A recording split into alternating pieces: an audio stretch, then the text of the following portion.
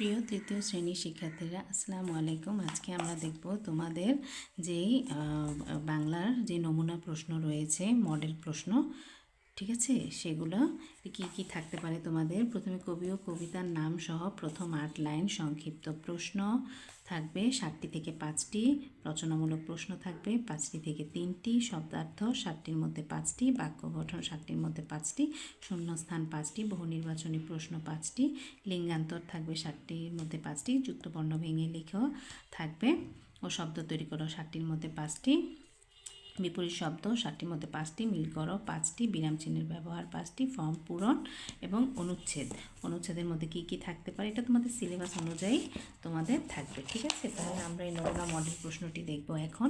নমুনা মডেল প্রশ্নে 1-এ রয়েছে পূর্ণমান 100, সময় থাকবে 2.5 ঘন্টা। কবি ও কবিতার নাম সহ আমি হব কবিতার 8 লাইন, নিচের প্রশ্নগুলো সংক্ষিপ্তে উত্তর দাও, যেটি 5টির উত্তর করতে হবে 8টির মধ্যে।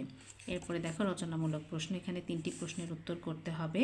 তারপরে দেখো 4 নম্বরে রয়েছে শব্দার্থ, 5 নম্বরে রয়েছে তোমার বাক্য গঠন, 6 নম্বরে রয়েছে তোমার শূন্যস্থান পূরণ, ঠিক আছে।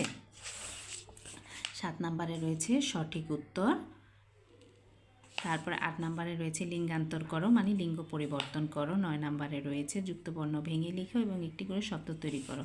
10 নম্বরে রয়েছে বিপরীত শব্দ। 11 নম্বরে রয়েছে তোমার বাম পাশের সাথে ডান পাশে মিলকরণ। 12 নম্বরে রয়েছে তোমার বিরাম চিহ্ন ব্যবহার করো। এখানে একটি অনুচ্ছেদ লেখা থাকবে, বিরাম চিহ্ন ব্যবহার করতে হবে। এখানে একটি প্রতিযোগিতার ফর্ম রয়েছে যেটি পূরণ করতে হবে এবং 14 নম্বরে রয়েছে তোমার অনুচ্ছেদ, 100 শব্দের মধ্যে একটি অনুচ্ছেদ লিখতে হবে। এখানে রয়েছে আমার পরিবার, আমার বিদ্যালয়।